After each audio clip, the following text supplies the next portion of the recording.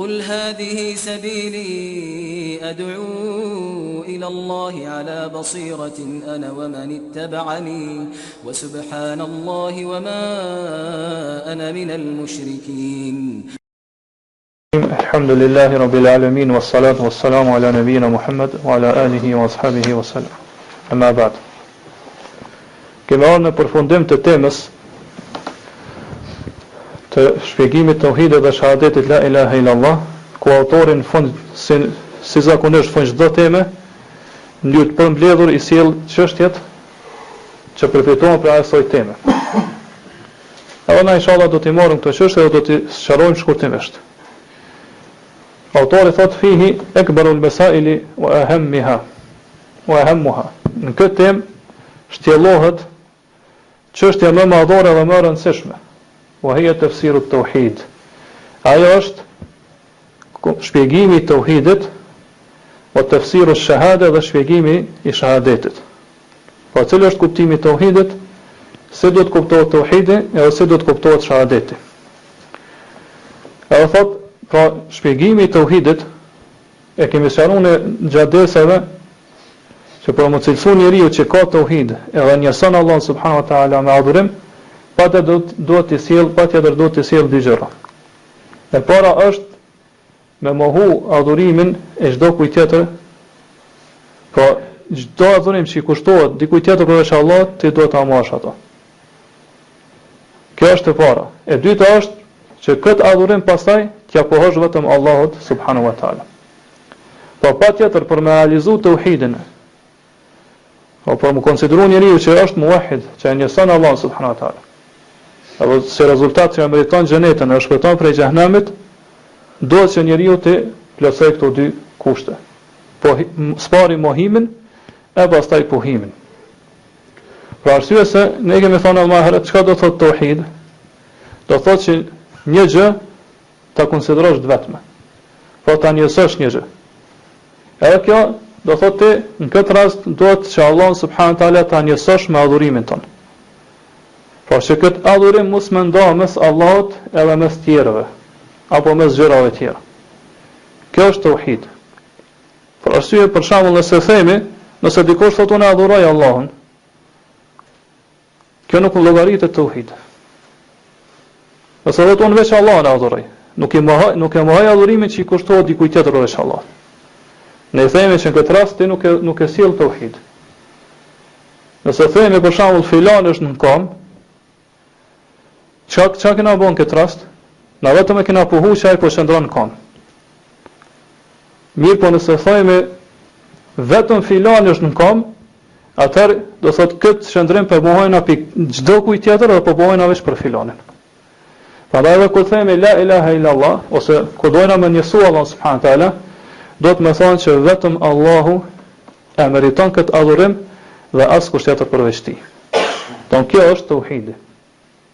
Prandaj ai që don me pohu uluhien, pra adhurimin e Allahut subhanahu wa taala, mirë po nuk e mohon këtë adhurim pi tjerë që i kushtohet tjerë përveç Allahut subhanahu wa taala, atë themi ne që ti se ke plotësuar tauhidin.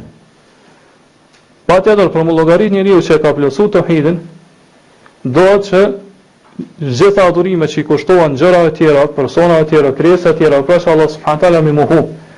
Edhe me besu që ato adhurimet gjitha janë të kota. Asnjë nuk pranohet te Allah subhanahu wa taala. Përkundërzi ata që i veprojnë këto, edhe nuk mendohen para vdekjes, ata kanë vështirë të madhe dhe do të jenë përgjithmonë zjarr xhenem. Pas kësaj, pasi të mohojsh, çta mohosh, do ta pohosh këtë adhurim vetëm për Allah subhanahu wa taala. Pra gjitha ato adhurime që i kushton dikujt tjetër përveç Allahut, i meriton vetëm Allahu dhe askush tjetër përveç tij. Kjo pra është shpjegimi i tauhidit. Pastaj janë shpjegimi i shahadetit. Pra çka është shahadeti? Kemi thënë më herët shahadeti është që ti me shpall diçka me gjuhën tënde, ose me shpall me gjuhën tënde atë çka e beson bën shumë në zemrën tënde.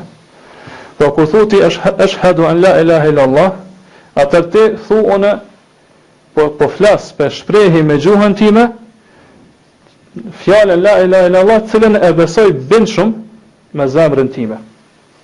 Po me yakin, me bindje të plot me zemrën time. Pastaj edhe kur themi ashhadu an la ilaha illallah, do të thotë që ti me shpall diçka me gjuhën tënde, ose me shpall me gjuhën tënde atë çka e beson bën shumë në zemrën tënde. Po kur thotë ashhadu an la ilaha illallah, atë ti thuone po flas për shprehi me gjuhën time fjalën la ilaha illallah, cilën e besoj bën shumë me zemrën time. Po me yakin, me bindje të plot me zemrën time. Pastaj ato i thot o bayyanaha bi umurin wadhiha. Edhe kjo temë, do thot shpjegimin e shahadetit, edhe tauhidi dhe shahadetit la ilaha illallah ka sqaruar me autori ka sqaruar do thot me gjëra shumë të qarta. Minha, po këto çështje janë ajetet që autori sjell prej Kur'anit. Po për këtyn ajet është ajetul Isra. Është ajeti në surën Isra. Cili ka qenë ajeti në surën Isra? O ka qenë ajeti numër 57. Ku Allah subhanahu wa taala thot: "Ulaika alladhina yad'una yabtaghuna ila rabbihim alwasilata ayyuhum aqrab." Ata cilët ju po i luteni në vend të Allah subhanahu wa taala. Ata cilët ju po i luteni në vend të Allah subhanahu wa taala.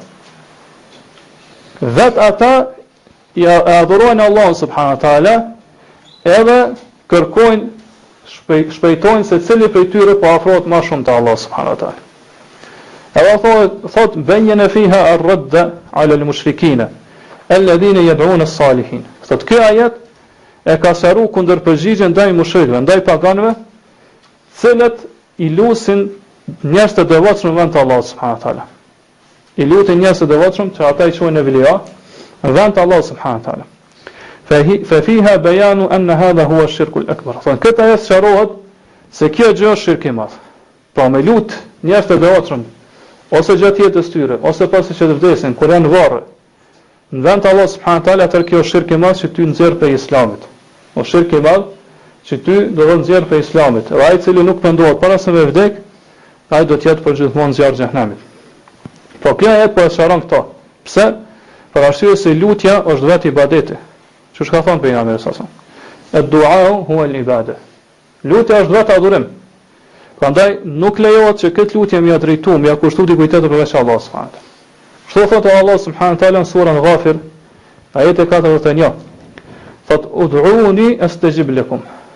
Lutmoni mua, unë ju përgjigjem juve. Po këto Allah subhanahu wa taala nuk po thot me ju lut atina përmes dikujna. Përmes një njerit devotshëm, përmes një pejgamberi, përmes një melaçeje, ose ma keq përmes një idhulli, guri apo drune kështu më radh. Po thot lutni mua direkt. Drejt për drejt, unë do t'ju përgjigjem juve. Edhe vazhdon ai të thot innal ladhina yastakbiruna an ibadati sayadkhuluna jahannama dakhirin. Thot se vërtet ata që tregojnë me një mëllaj ndaj adhurimit, ibadetit tim, do të hyjnë në xhehenem të poshtruar. Pra Allah subhanahu wa taala në fillim të ajetit po thot lutmoni mua. Pastaj në fund të ajetit po thot ata që tregojnë me një mëllaj ndaj adhurimit tim. Po kjo ajet po tregon se lutja është vetë adhurim. Edhe kjo lutje nuk lejohet me ju drejtu dikujt tjetër përveç Allahut subhanahu wa taala. Prandaj çdo kush që lut dikon tjetër, pavarësisht është i vdekur apo është i gjallë, pra lut vend Allah subhanahu wa taala, atëherë është mushrik, edhe ka bërë shirk të madh, ka dalë prej fesë Allah subhanahu wa taala. Prandaj edhe Allah subhanahu wa taala këtë ajet po thot, në surën Isra, që autori po sqaron se ky ajet është kundërpërgjigje ndaj mushrikëve, të cilët çfarë bojnë? I lutin tjerë në vend të Allah subhanahu wa taala, i lutin njerëz të devotshëm në vend të Allah subhanahu wa taala. Ju drejtojnë lutje së bashku me Allahun ose krahas Allahut. Thot Allah subhanahu wa taala thot ulaika alladhina yad'una, ata cilët jo po i lut në vend të Allahut, yabtaguna ila rabbihim al-wasila. Vet ata kërkojnë edhe bojnë gara në mirëtet të cili po i afrohet Allah subhanahu wa taala më shumë. Ayyuhum aqrab, cili prej tyre është më afër Allahut me vepra të mira. Pra ata nuk kanë asgjë në dorën e tyre, ata vetë janë nevojtar për Allah subhanahu wa taala. Po kështu ky ajet po sqaron se kjo vepër që po e bëni ju, po që po i lutni të tjerë në vend të Allah subhanahu wa taala është shirk i madh. Është shirk i madh. Prandaj lutja që i drejtohet krijesës ose njerëzit ndan tri lloje. E para është lutja që është e lejuar.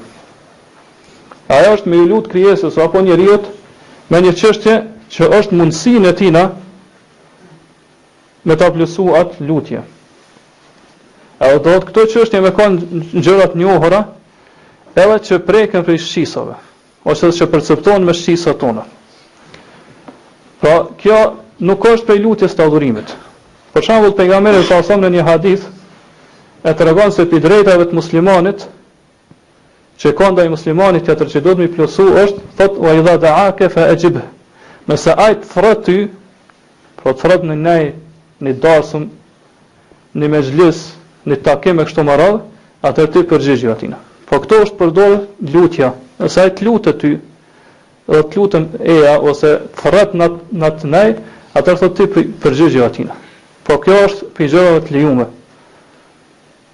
Përkundazi është për gjërave obligative që musliman duhet me plotësuar, është për drejtave që muslimanët kanë ndaj njëri tjetrit dhe kanë obligim të plotësuar.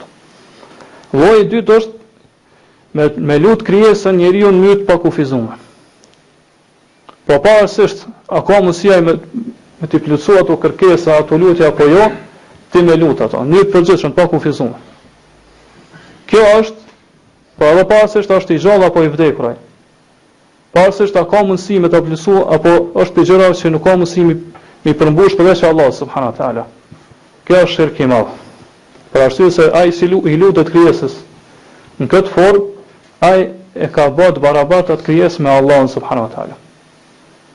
Pra kur ti i lutesh krijesës për gjëra të cilat nuk janë kompetencat e saj, mirë po janë çështje që vetëm Allah subhanahu wa taala ka mundësi mi vepru, edhe ato nevoja vetëm ai ka mundësi me të plotësu ty, atëherë kjo është pi shirku të madh që nxjerr njeriu prej Islamit. Për shembull, me thon o filan, më jep fëmijë.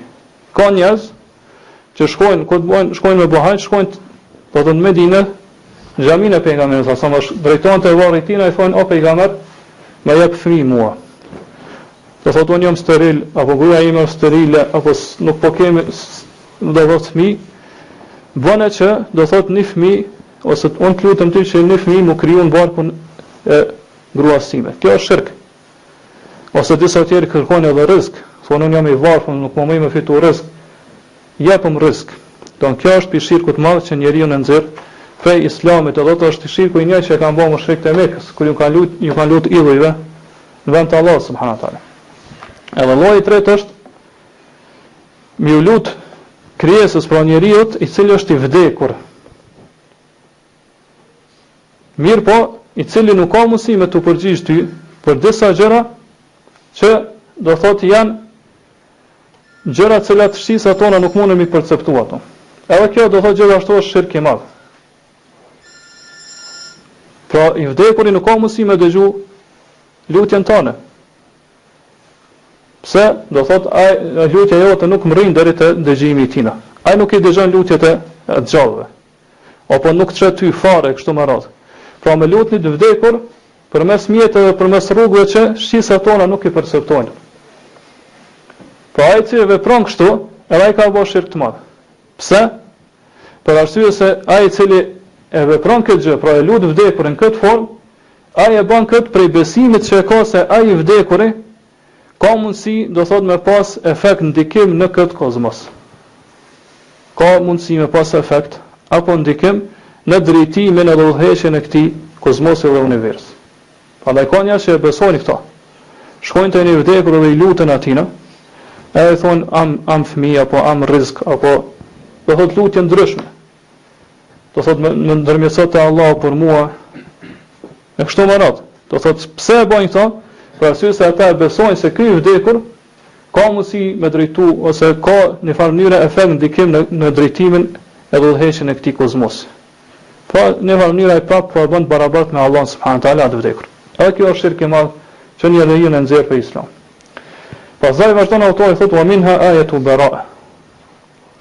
Pe ajeteve që sqarojnë e shpjegojnë tauhidin edhe shahadetin la ilaha illallah është ajeti i bara'as. Pra është ajeti që tregon që njeriu duhet distancohet, vërtet është ajeti ku Allah subhanahu wa taala tregon se si do të në surën Tobe, Bara është surja Tobe, se si jahudit edhe krishterët më herët i kanë marrë të parinë e tyre prej dietarëve edhe prej adhuruesve zotan vend të Allahut. Pra po thot autori bejnë fiha anna ahlul kitabi ittakhadhu ahbarahum wa ruhbanahum arbaban min dunillah. Thot këtë ajet Allah subhanahu wa taala po asëron se pasues të librit, i thartë të librit që kanë qenë më herët, krishterët dhe jahudit i kanë marrë parinë e tyre, do thot priftat udhëheqësinë fetare, por ata që janë njohur si adhurues të Allahut subhanahu taala, që kanë kryer shumë adhurime Zotë në vend të Allahut. Pse e kanë bërë këto? Po Allah autori thotë: "Wa bayyana annahum lam yu'maru illa bi an ya'budu Allaha ilahan wahida." Thotë Allah subhanahu taala në fund të ajetit, pasi që po tregon se ata I kanë marrë këto zota në vend të Allahut, po asharon se ata nuk janë udhëruar për tjetër çka vetëse me adhuru një Zot, ne të adhuruar vetëm, pra Allahun. مع أن تفسيرها الذي لا إشكال فيها طاعة العلماء والعباد في المعصية لا دعاهم إياهم. Edhe pse thot ky ajet tregon se ata nuk I kanë lut parinë e tyre, por nuk ju kanë drejtuar atyne me lutje dhe me adhurime. Mirë, po çka kanë bërë? Ju kanë bind atyne në mëkate. Pra kur ata e kanë bërë halal në çështje që Allah ka bërë haram, apo e kanë bërë haram në çështje që Allah subhanahu taala ka bërë halal, edhe këta ju kanë bind këtë. Po autori këtu po tregon se kjo është shirk në bindje. Edhe ai që vepron kështu, do ai ka bërë shirk të madh. Po mirë pa kufizuar autori po sqaron se ai I cili vepron kështu, ai ka bërë shirk të madh.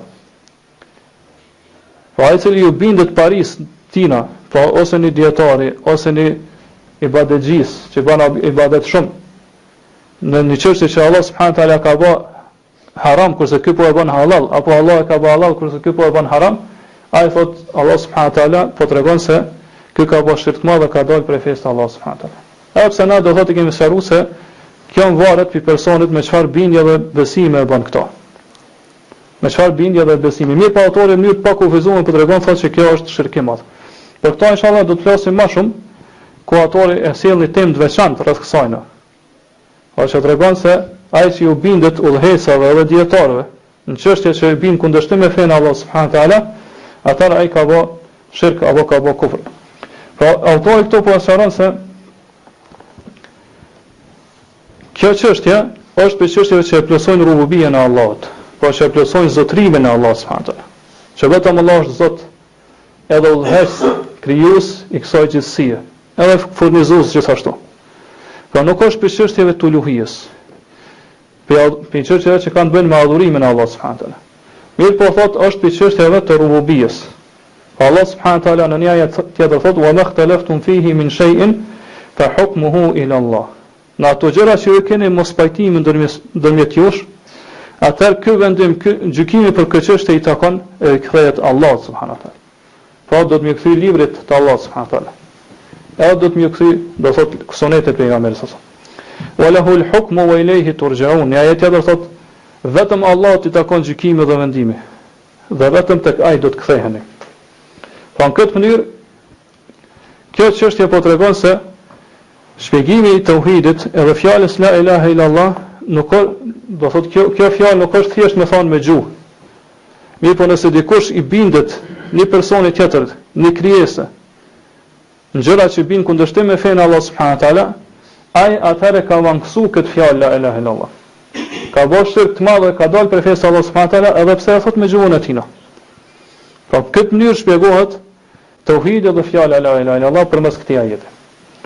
Pastaj thotë: "Wa minha fi ayateve që sqaron këtë çështje është qaulul Khalil alayhi salam, është thënia e mikut ngushtë të Allah subhanahu taala pra Ibrahimit alayhi salam. Lil kuffar, I cili ju ka thonë jo besimtarve: Innani bara'un mimma ta'budun illa alladhi fatarani." Çai ka thonë un jam distancu, jam largu, edhe s'kam bëjë I urrej gjitha ata idhuja të zota që I adhuroni në vend të Allahut subhanahu taala. Edhe thot illa alladhi fatarani, përveç atij që më ka krijuar. Pra këto thot autori festathna min al-ma'budin rabbahu. Thot Ibrahimi prej gjithë atyre të adhuruarve po preashton Zotin e tij. Pra kjo tregon se mushrikët pagan që kanë qenë pi popullit Ibrahimit alayhis salam, nuk është e vërtetë që ata kanë adhuruar vetëm idhuj apo planete, diellin, hanën e kështu me radhë. Se ata I kanë adhuruar edhe këto gjëra. Mirë, po ata e kanë adhuruar Allahun, edhe zbashku me Allahun kanë adhuruar edhe gjëra tjera. Prandaj nuk është njeriu nuk llogaritet që është musliman, edhe besimtar, edhe që ka me hinë xhenet, edhe ka me shpëtuar prej xhenemit, nëse e njeh Allahun si Zot madje edhe nëse ja kushton një pjesë të adhurimit atina. Nëse atë adhurim e përzin me tjerë, to e ndan edhe me krijesa tjera, po e ndan edhe me të adhuruar tjerë, po idhuj apo planete apo njerëz devotshëm, pejgamber me laçe kështu me radhë. Po Ibrahim alayhis salam i prashton gjithë ata të adhuruar. Thotë unë jam distancu prej gjithëve. Të adhuruar që po i adhurojnë popullit tina. Edhe po pohon, mirë po prashton vetëm Allahun. Thotë vetëm për Allah nuk distancona.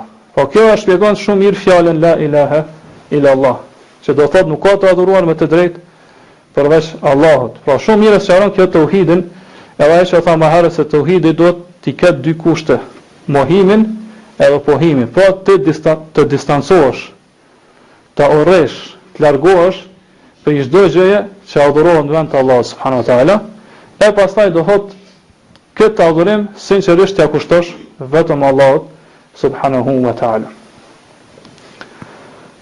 Po Allah subhanahu wa taala po tregon se pastaj në fund të ajeteve autori po thotë wa dhakara subhanahu anna hadhihi al-bara'ata wa hadhihi al-mawalata hiya tafsiru shahadati an la ilaha illa Allah. Thot vet Allahu subhanahu wa taala po tregon se ky distancim që ka bëu Ibrahimi alayhis salam kur u distancu prej gjithë të adhuruarve të tjerë, përveç Allah subhanahu wa taala.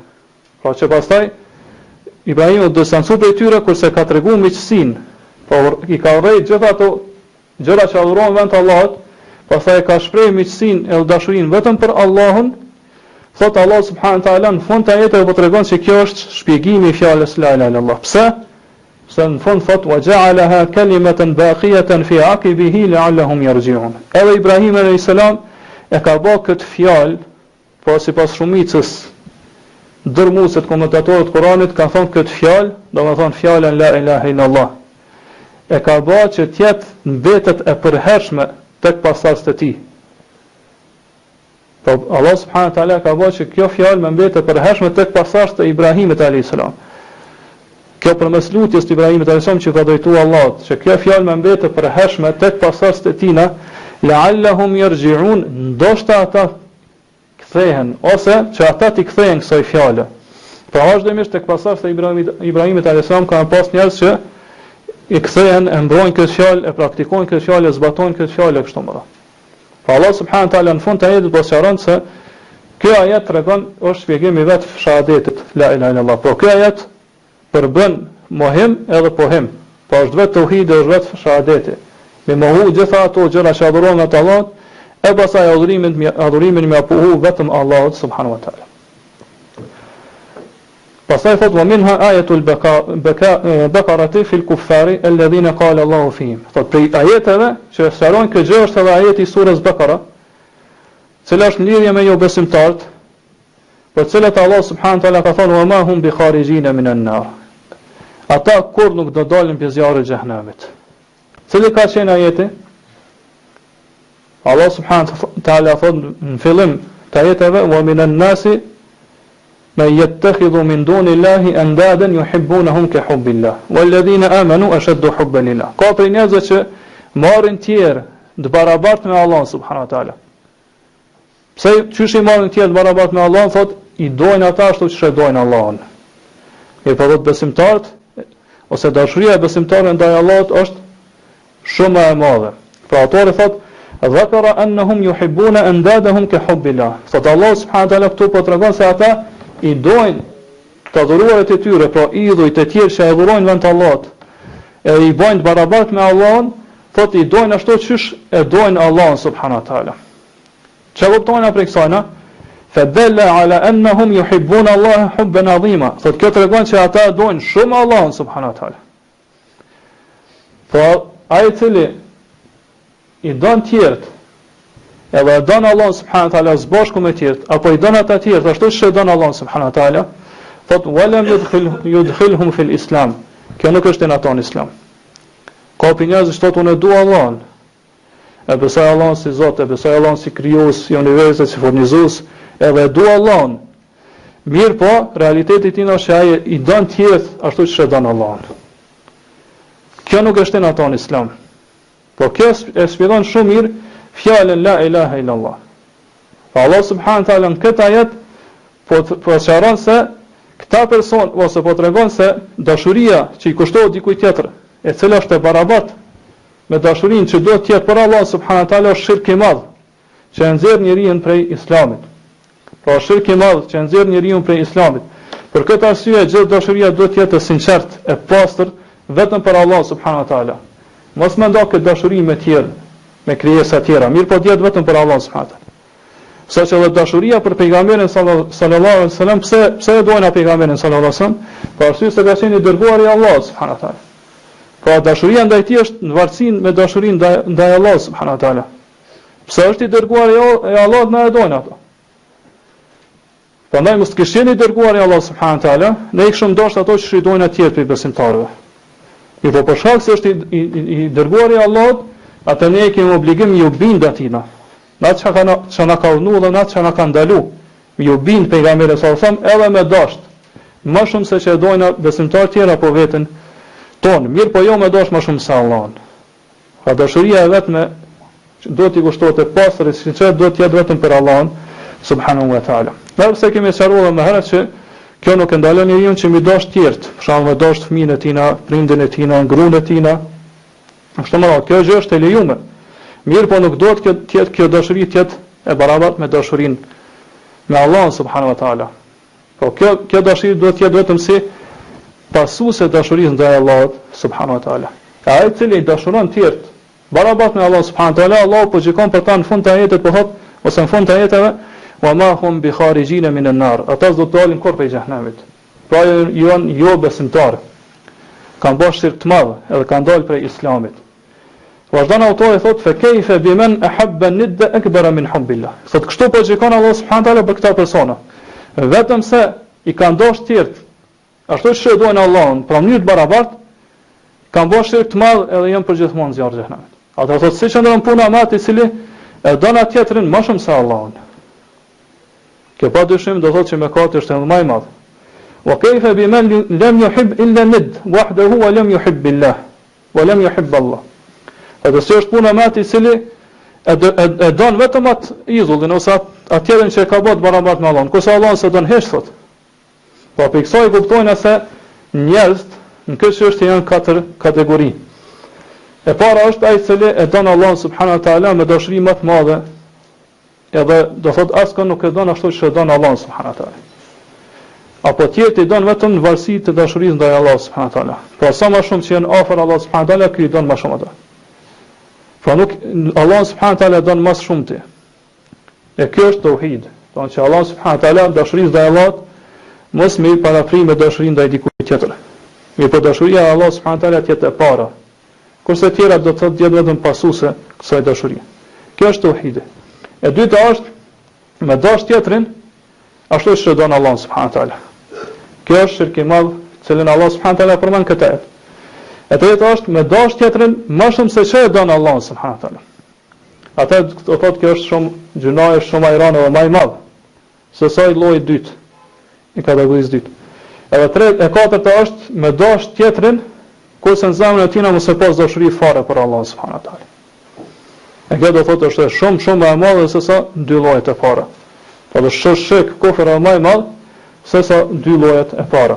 Pra dashuria ka shkaqe, ka arsye, edhe ka pasojë.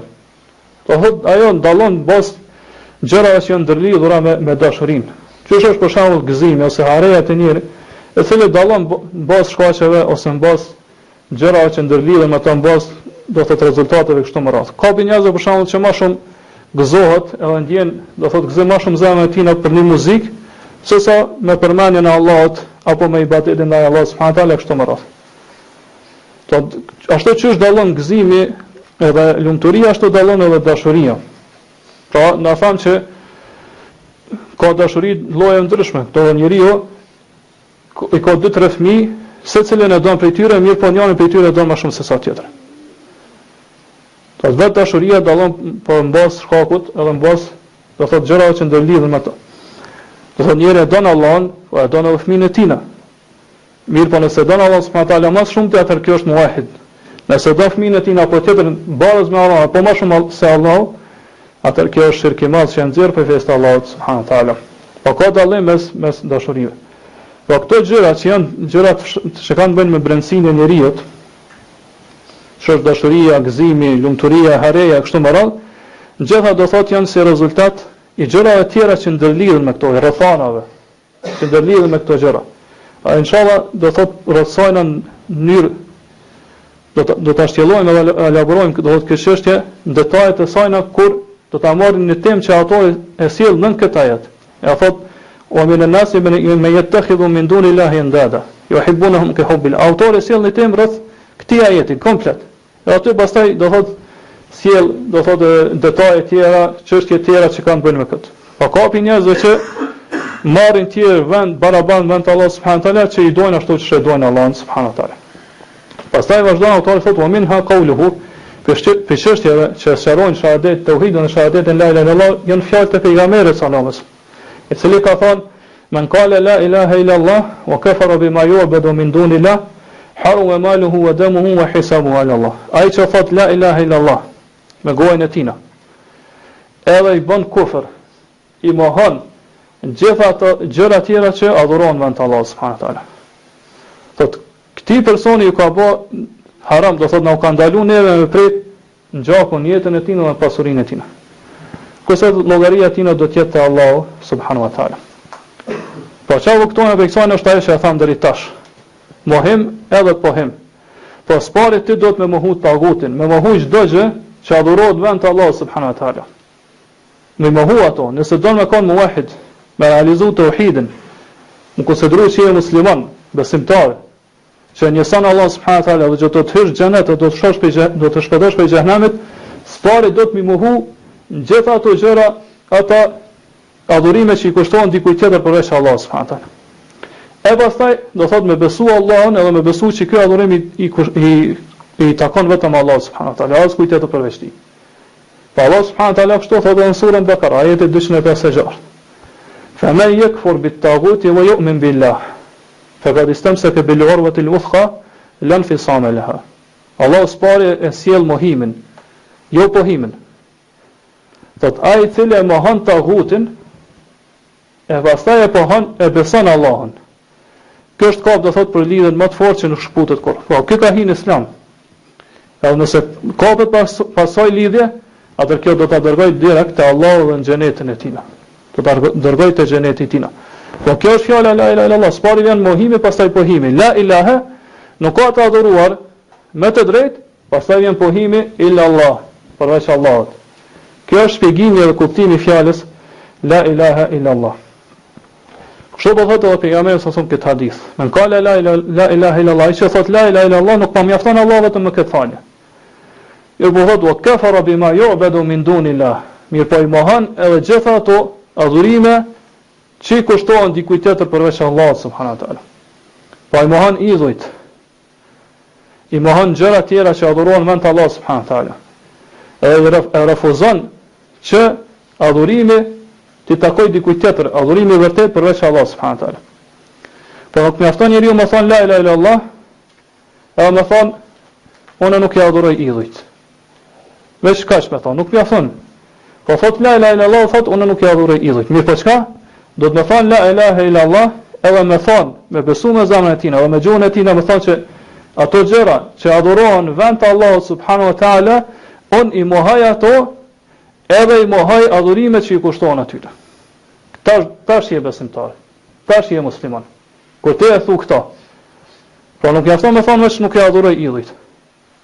Po çka do të edhe mi mohu ato, mi bë kufër.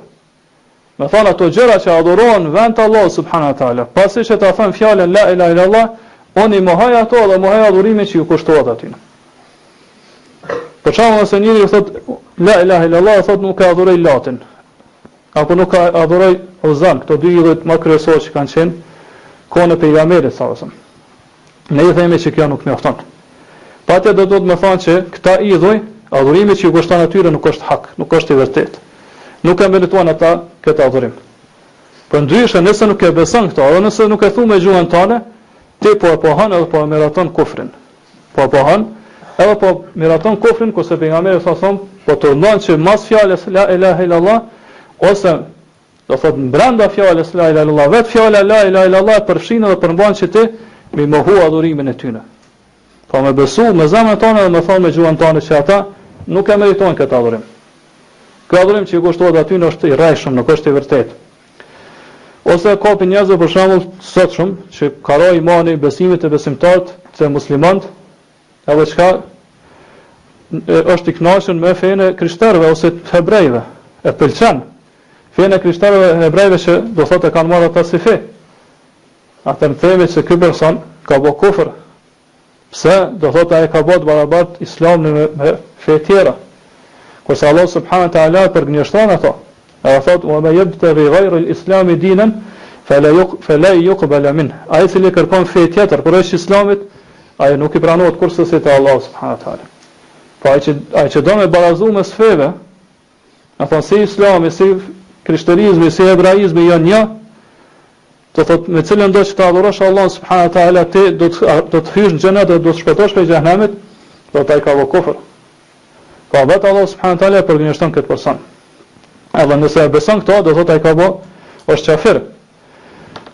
Po përveç saj na e shohim se sa atë rrezikun e madh që i ka godit disa prej muslimanëve kohën e sotshme. Sidomos kur ata janë përzi edhe jetojnë bashkë me krishterë apo bashkë me jahudi e kështu me radhë. Po krishterët nuk ndalen, ta vazhdimisht thrasin për fenë e tyre, megjithëse në mbrëmje, 24 orë. Mirë po muslimanët nuk lëvizin.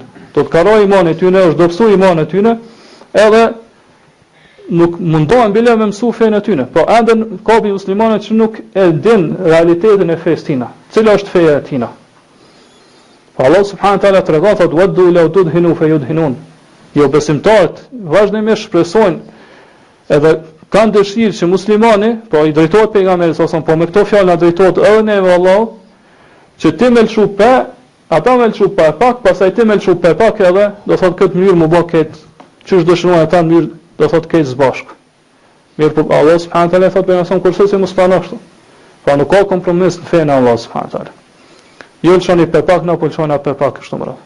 Muslimani gjithsesi duhet mi mohu ato gjëra, ato adhurime që i kushtohen dikujt tjetër apo adhurohen vend të Allahut subhanahu wa taala. Po kjo dobësi që i ka godit musliman, kjo sprov, po është shkak që musliman kanë rënë këtë gjendje kaq të mjerueshme.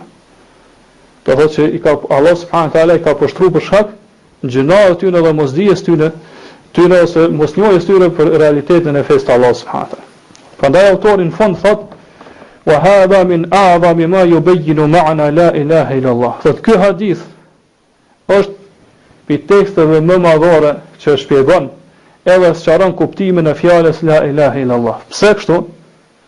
Po nuk ka hadith që do thotë sqaron fjalën la ilaha illa Allah më mirë se sa ky, edhe pse i ka fjalë të shkurtë. Ai që thotë la ilaha illa Allah, edhe i mohon ato gjëra që adhurohen vend të Allah subhanahu wa taala. Kështu bëhet pejgamberi. Cili është rezultati? Harum maluhu wa damuhu. Ai është musliman për neve, s'guxojnë me prek jetën edhe pasurinë e tij. Thot fa innahu lam yaj'al at-talaffuz biha 'asiman lid-dami wal-mal. Se pejgamberi sa thot nuk kam mjaftu vetëm me shpreh fjalën la ilaha illa Allah me thon që kjo thënia me mbrojt njeriu ose jetën dhe pasurinë e tij. Nuk mjafton që njeriu vetëm me thon fjalën la ilaha illa Allah, kjo me kon mbrojtse ose në mënyrë me siguru jetën dhe pasurinë e tij.